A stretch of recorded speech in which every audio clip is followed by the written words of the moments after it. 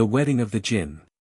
In a small village in Morocco, nestled in the shadows of the Atlas Mountains, locals believed in the existence of the Jinn, supernatural beings that lived parallel to humans.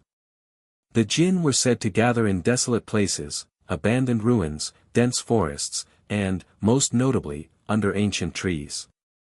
One evening, a young shepherd named Yusuf was tending his flock. The sun had set, and the darkness was creeping in. He noticed that one of his sheep had wandered far from the herd, towards an old, twisted tree known locally as the Tree of the Jinn. Ignoring the warnings he had heard since childhood, Yusuf approached the tree to retrieve his sheep. As he neared the tree, he began to hear faint, melodic music. The sound grew louder, accompanied by whispers, laughter, and the rhythm of drums. He hid behind some bushes and peered towards the tree. To his horror, he saw figures dressed in shimmering, otherworldly garments. Their faces were obscured, but their movements were hypnotic.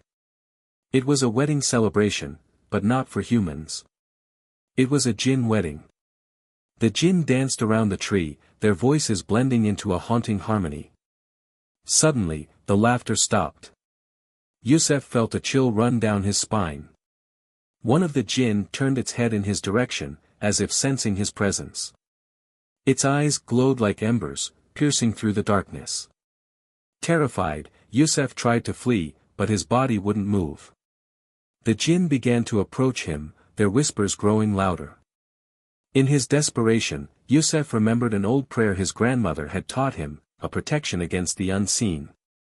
He muttered the words under his breath. The moment he finished the prayer, a gust of wind roared through the area, extinguishing the lanterns hanging on the tree.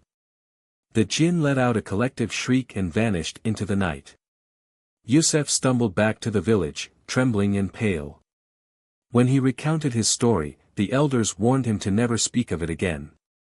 They explained that interrupting a Jinn wedding was a grave offense and could bring misfortune not only to him but to the entire village. For weeks afterward, strange occurrences plagued Yusuf's home. His sheep vanished mysteriously, his belongings were found scattered, and he heard whispers in the dead of night. Desperate, he sought the help of a local healer, who performed a cleansing ritual to appease the Jinn. Though Yusuf survived the ordeal, he was never the same. To this day, villagers warn against venturing near the Tree of the Jinn after dark, especially during nights when the air is thick with an eerie stillness, for that is when the Jinn hold their weddings. This story is a chilling reminder of Morocco's rich tapestry of supernatural folklore, where the lines between the seen and unseen blur, and ancient beliefs still hold sway over daily life.